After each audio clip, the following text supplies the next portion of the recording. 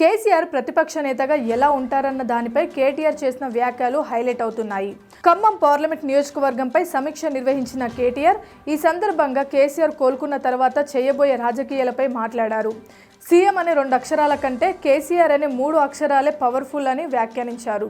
కేసీఆర్ సీఎంగా ఉండటం కన్నా ప్రతిపక్ష నేతగా ఉండటమే కాంగ్రెస్ పార్టీకి డేంజర్ అన్నారు. అలాంటి కేసీఆర్ రానున్న రోజుల్లో కేసీఆర్ అసెంబ్లీకి వస్తే ఎలా ఉంటుందో ఊహించుకోమన్నారు. కాంగ్రెస్కు కేసీఆర్ ఎంత డేంజర్ అవుతారన్న సంగతి పక్కన పెడితే కేసీఆర్ పూర్తిగా రాష్ట్ర రాజకీయాల్లోనే ఉండబోతున్నారని కేటీఆర్ స్పష్టంగా ఇంటిచ్చారు. భారత రాష్ట్ర సమితి పరాజయం తర్వాత కేసీఆర్ చేయబోయే రాజకీయంపై అనేక విశ్లేషణలు వచ్చాయి. జాతీయ రాజకీయాలపై దృష్టి పెట్టి టీఆర్ఎస్ పేరును బీఆర్ఎస్గా మార్చినందుకు కేసీఆర్ ఇక జాతీయ రాజకీయాలకే ప్రాధాన్యం ఇస్తారని అనుకున్నారు. నిజానికి కేసీఆర్ చాలా కాలంగా తెలంగాణలో పార్టీ వ్యవహారాలను పూర్తిగా వర్కింగ్ ప్రెసిడెంట్ కేటీఆర్కు అప్పగించారు. కేసీఆర్ పూర్తిగా పార్టీని ఇతర రాష్ట్రాల్లో విస్తరించడంపైనే దృష్టి పెట్టారు.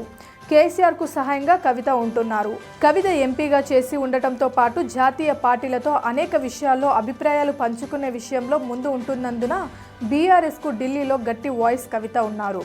ఈ కారణంగా కేసీఆర్ ఎన్నికల్లో ఓటమి పాలైన తర్వాత కూడా జాతీయ రాజకీయాలపైనే దృష్టి పెడతారని అనుకున్నారు. పైగా తెలంగాణ సాధించిన నేతగా 10 ఏళ్ల పాటు తిరుగులేని అధికారం చెలాయించిన లీడర్గా అసెంబ్లీలో ప్రతిపక్ష నేతగా ఉండటం ఆయనకు ఇష్టం లేదని అనుకున్నారు. ముఖ్యంగా రేవంత్ రెడ్డి సభానాయకుడిగా ఉంటే తను ప్రతిపక్ష నేతగా ఉండటం ఆయనకు ఇష్టం లేదని అనుకున్నారు.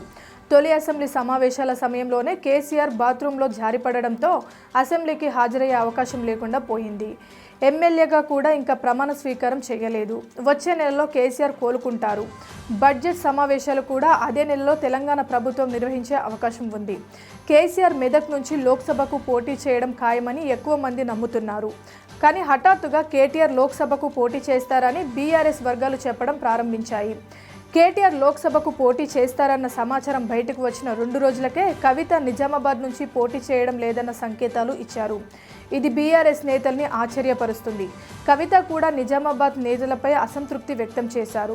కొంతమంది నేతలు కార్యకర్తలను కూడా కలవనీయట్లేదన్నారు.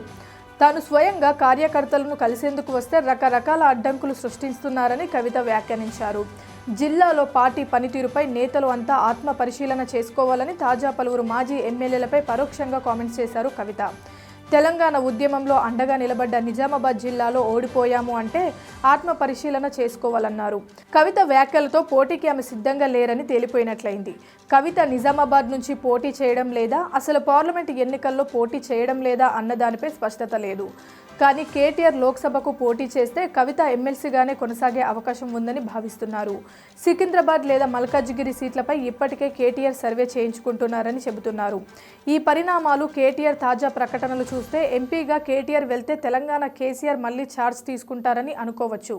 భారత రాష్ట్ర సమితి ఇప్పుడు అత్యంత క్లిష్టమైన పరిస్థితిలో ఉందని రాజకీయ వర్గాలు అంచనా వేస్తున్నాయి. కేంద్రంలో అధికారంలో ఉన్న బీజేపీతో రాష్ట్రంలో అధికారంలో ఉన్న కాంగ్రెస్తో ఏకకాలంలో పోటీ పడాల్సి ఉంది. బీఆర్ఎస్కు ఎలాంటి అధికార బలం లేదు సరికదా 10 ఏళ్ల పాటు పాలన చేసినందుకు అనేక రకమైన ఆరోపణలు విచారణలు ఎదుర్కోవడానికి రెడీగా ఉండాల్సి ఉంది. అదే సమయంలో పార్లమెంటు ఎన్నికలు ఉన్నాయి. అసెంబ్లీ ఎన్నికల్లో పరాజయంతో క్యాడర్ చాలా వరకు సైలెంట్ అయిపోయారు. పార్లమెంటు ఎన్నికల్లో గతంలో గెలుచుకున్నన్ని సీట్లైనా గెలుచుకోకపోతే పార్టీ క్యాడర్ దిక్కులు చూసే అవకాశం ఉంది. ఎందుకంటే 2 జాతీయ పార్టీలు బీఆర్ఎస్ను బలహీనం చేసి తాము మరింత బలపడ్డారని గట్టిగా అనుకుంటున్నారు. పార్లమెంట్ ఎన్నికల్లో ఎదురు దెబ్బ తగిలితే బలమైన నాయకత్వం ఎదురుగా ఉందని భయపడాల్సిన పని లేదని భరోసా కల్పించాల్సి ఉంటుంది.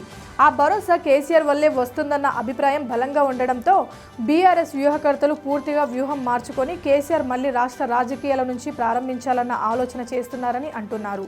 రేవంత్ రెడ్డిని కేసీఆర్ సీఎంగా ఉన్నంత కాలం గుర్తించేందుకు ఇష్టపడలేదు. ఆయన పేరు కూడా పలికేవారు కాదు. కానీ రేవంత్ రెడ్డి ఇప్పుడు ముఖ్యమంత్రి అయ్యారు. కేసీఆర్ ప్రతిపక్ష నేత అయ్యారు. ప్రజాస్వామ్యం రాజకీయాల్లో ఉంటే ప్రత్యేకత అదే. ఇప్పుడు పాత్రలు రివర్స్ అయ్యాయి. మళ్ళీ రాజకీయంగా పుంజుకోవాలంటే రేవంత్ రెడ్డిపై పోరాడి ప్రజల అభిమానాన్ని మళ్ళీ పొందడమే మార్గం. ఆ మార్గాన్ని కేటీఆర్కు అప్పగించడం కన్నా తానే తీసుకుంటే ఎక్కువ ప్రభావం ఉంటుందని కేసీఆర్ నమ్ముతున్నారని అనుకున్నారు. ఇదే వ్యూహంలో ఉంటే తెలంగాణ రాజకీయం ముందు కేసీఆర్ వర్సెస్ రేవంత్ అన్నట్లుగా జోరుగా సాగే అవకాశం ఉంది.